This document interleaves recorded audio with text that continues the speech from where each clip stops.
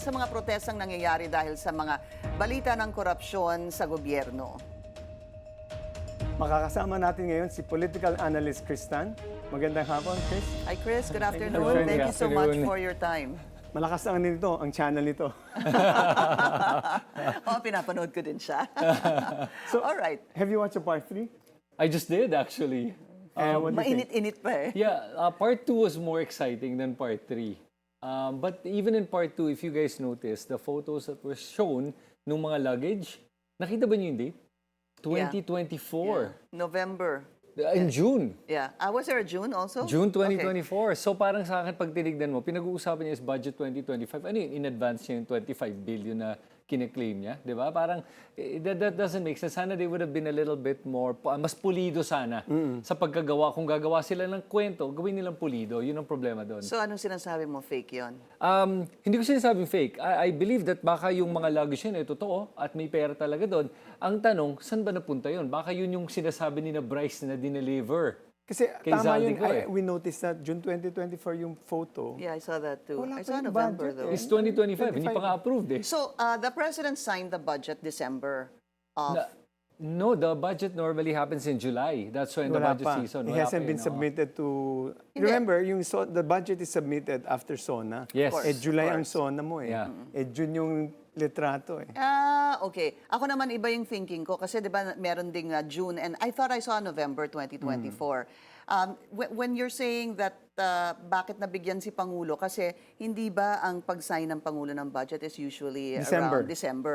So nauna yung pagbigay. Way Yun ang, before, that's what I understood. Nabigyan kaagad ng pera, hindi pa nasa-sign ng budget. Right. So binigyan na kaagad ng pera si Pangulo pero ng November, pero December pa niya sinign yung budget. Yeah, it doesn't make sense at all pag tinignan mo. Kasi sino mag-a-advance ng 1 billion, 2 billion, 25 billion bago na kahit na ano pang mapirmahan? So, there's so many inconsistencies eh.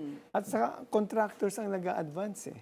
So, ilang contractor ang kinunahan mo ng 1 billion? Eh, ang kita lang nila is only about 30% or less than 20%, 30% lang of a project. How could you amass a billion, di ba? Parang, there are some questions on that point eh. What other inconsistencies did you see? The other one is, like everyone's talking about na nga, the fact that the President could have just inserted it in the NEP. That's the easier way out eh. Kausap lang niya is the DBM Secretary Mina. Pasok mo lang, tapos tayong dalawa lang may alam, di ba? Ginawa niya, pahirapan pa niya, sabi niya, Zaldi, can you do this? But he didn't do it. Apparently, sabi niya, Secretary Mina instructed Zaldi to do it, and then he confirmed with Speaker Romualdez. Right. But here's what's interesting. He was claiming that Speaker Romualdez received money. Pero in the whole time in the whole part 1, part 2, part 3, he always said he was only confirming with Speaker Romualdez that it's for BBM. So, if it was for BBM, why did Speaker take money from that? Or did he have a cut? And he never said 20%, 30%, parang ganun for whoever it goes to. And the worst part is, of course, when he, like you just mentioned kanina, when he said na, wala naman ako nakuhang pera eh. Wow, martir.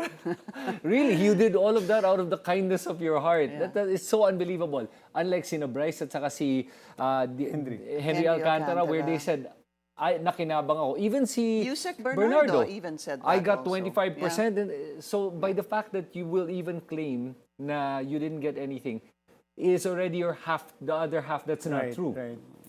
And I want to add, I think the reason na sinabi niya yun is because he has a lawyer na. And of course, can you imagine your lawyer has to tell you, you will not admit any guilt.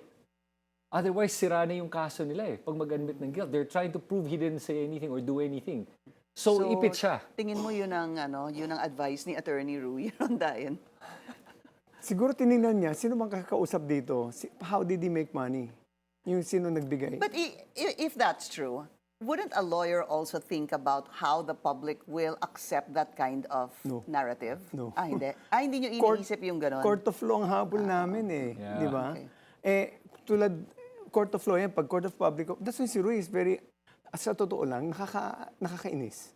Nakakainis siya? Magaling siya sa court of law. Because he answers you with another question. Yeah. He doesn't respond to you directly. He mentions the defense that he has. Para talagang Okay. nakaka-irritate yung ganun sa court of public opinion. So ganon. Okay, so it was really an advice. You think it was the advice of the lawyer for him not to say na tumanggap siya kasi gagamitin yon kahit na if it was not done under oath? He lawyered up na eh. Kasi that's possible that Rui must have told him to do that because he's lawyered up. Okay. Yeah. So we don't know. Yeah, and Okay. actually, I want to add one more thing. Na what's interesting with what Zaldi did is sinabi niya that Cheese Escudero knows about this whole deal, right? If that's the case, Cheese is in the Senate. Cheese can easily say, yes, I agree with Zaldi, this is what happened. How come he hasn't done that? Yun yung sinasabi ko. I'll tell you one thing. There's this Senate, Cheese was convincing two senators to defect. Yan ang kwento. To what? To defect Defect. Okay. from the majority because by Tuesday, presidente na si Sara. Yan ang kwento. So you've obviously seen that Cheese is already under siege right now. So how do you... He cannot side with the Marcoses, although he was once Senate president. So he has to save his own skin. So this is now a question of survival. It's existential to all. So what? To the It's a question of survival for whom? For Senator all. Cheese, Senator Joel, Absolutely. Senator Even Jinggoy. President Marcos, if this INC rally turns out to be a Right, withdrawal the support, president. it's an existential risk for the president. Congressman Martin also, Right. di ba? I mean, the whole government, actually. Which is why this is that's why everybody's not, no one believes that it's just a call for transparency and accountability because things have been moving so fast, even involving the military to some extent. So, balikan ko, I wanted to say something about that also. Yung sinabi ni Congressman Zaldi na tama yung sinabi ni Gutesa. May nakalimutan lang siya dun eh. Kasi di ba sabi tamang sinabi ni Sergeant Gutesa. Ang sinabi ni Sergeant Gutesa, nag-deliver sila ng pera sa Valle Verde, nag-deliver sila ng pera doon sa BGC and that condominium in BGC. And in fact, do you recall, Gutesa said, nag-akyat ng 48 ata na pieces of luggage, tapos ang binaba ay 36 or something like that. In other words, may 12 na naiwan doon sa condo supposed to be. So that's where I was a little bit confused. Why would you say, tama ang sinabi ni Sergeant Gutesa? Dapat sinabi mo, tama ang ilang parte na sinabi ni Sergeant Gutesa. Because it's almost like he's confirming what the Sergeant Gutesa was saying. But Sergeant Gutesa said, siyang tumanggap, according to Sergeant, and Martin Romualdez, Congressman Martin Romualdez. Yeah. Di ba? Kaya nga, so, everybody's, at some, I think... Everyone is trying to dissect and the everybody's, situation. parang may mga half-truths except for sila, Bryce Henry, nag-umami na yun lahat eh. Doon sa taas ngayon, paakyat na tayo eh. So it becomes murkier. You try to deflect, you try to deceive, you try to put in half-truths. So Okay. ang hirap eh. So it's really, people like Chris will try to sift it through and do the analysis for that. Siguro let's ask Chris about the timing. Yeah. The timing of the rally, the 3-day rally. What are your thoughts The about that? timing itself or the timing of Zaldi Co's revelation and the Both. wrath? Both. Sorry, Ah, silang okay. dalawa. Let's dissect it first. The timing of the rally and then Saldi's confession. Well, the timing of the rally is all within the timeline of the entire administration with the ICI, the charges, the filing of the charges, and what they're hoping to happen is to be able to do this before or to force the administration to do something. Pero ang problema nga right now is they're trying to court the military support. I mean, everyone knows that. It's an open secret right now. That's why the military had to make a statement prior to this rally. And then, of course, the timing of the Zaldi Co revelation. That's so obvious. I mean, any person can see naman why Zaldi Co intentionally did it. 3 parts, starting Friday, Saturday, Sunday, culminating today. The problem that they did not anticipate is the way they scripted the revelation. It was what they call a nothing burger. Nung pag pinakinggan mo, you're like expecting a real bombshell, and you're like, oh, disappointing eh. It was disappointing. To be honest with you, I've always said, if there was evidence, I would be more than happy to see the evidence. And I have no stake whether Sara or BBM is exposed and seen as part of this whole scam, or if it's Romualdez or anyone. I have no stake in it. So if they show that, Zaldi shows that there is money that went to Speaker Romualdez or to BBM, so be it. Then let the chips fall where they may. And unfortunately, Zaldi did not do that. And like you said kanina, if really had the evidence, ilabas na niya. He is actually using the same playbook as Chavit Singson, where Chavit was put in a corner, his life was on the line. Anong ginawa niya? Nilantad niya lahat. The books, the ledger, he showed evidence.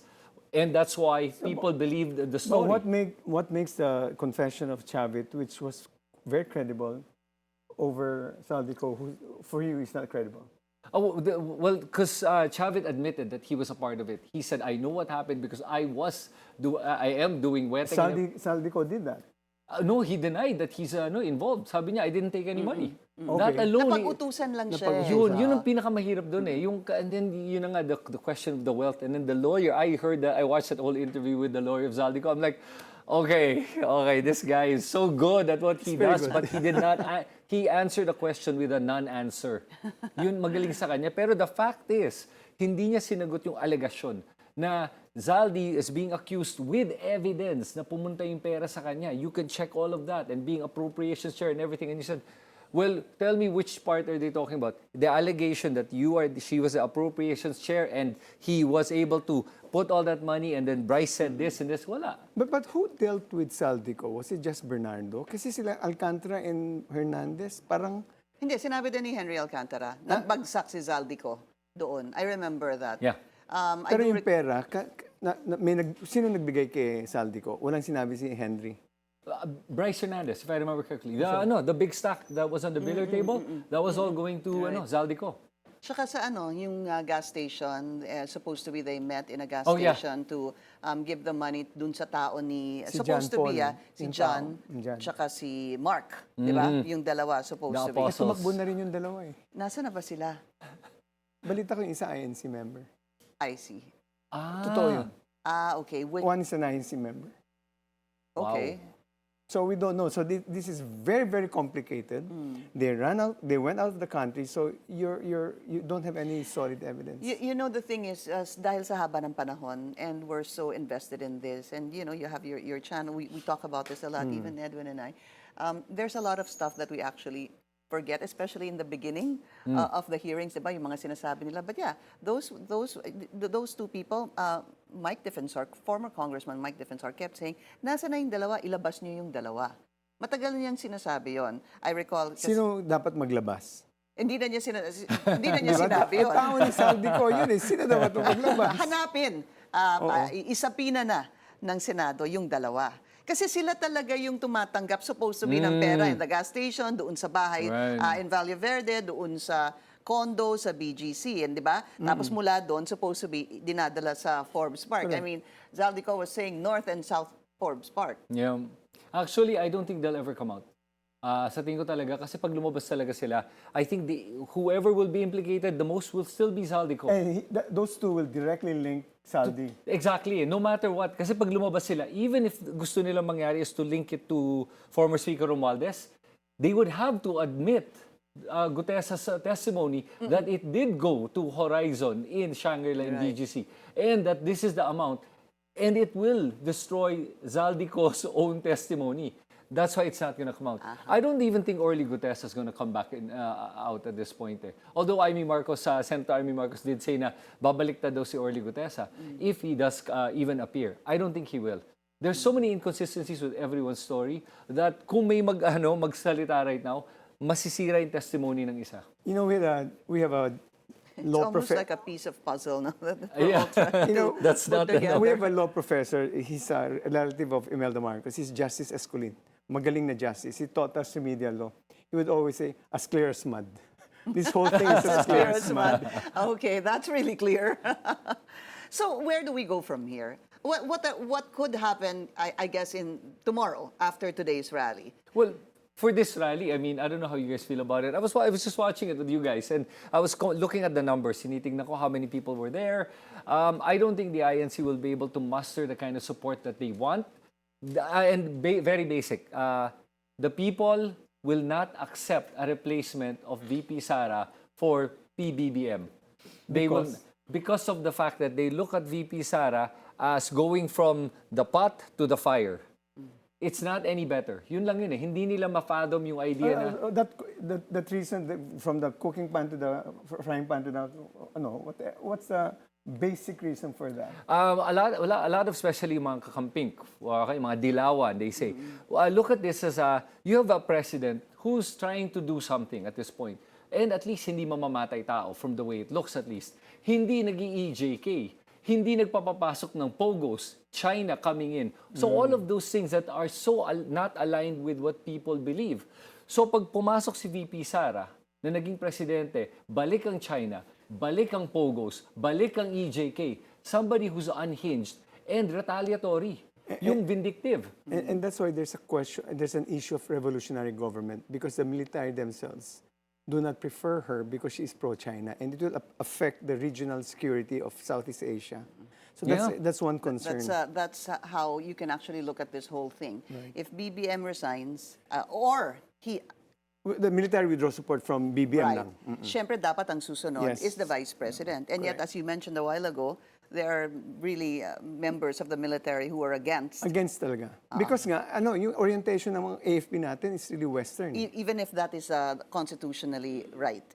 Kahit na yun dapat ang They would talagang rather mangyari. go for a revolutionary government. That's why there's a discussion now of a withdrawal support and revolution. Nag-aaway yung dalawa. Siguro yung isa pang naririnig natin palagi is, number one, bakit naman, why would President Bongbong Marcos even go this far as saying, mahiya naman kayo? Right. At ba't ka na natawa? Kasi hindi ba, siya naman, it was because of him.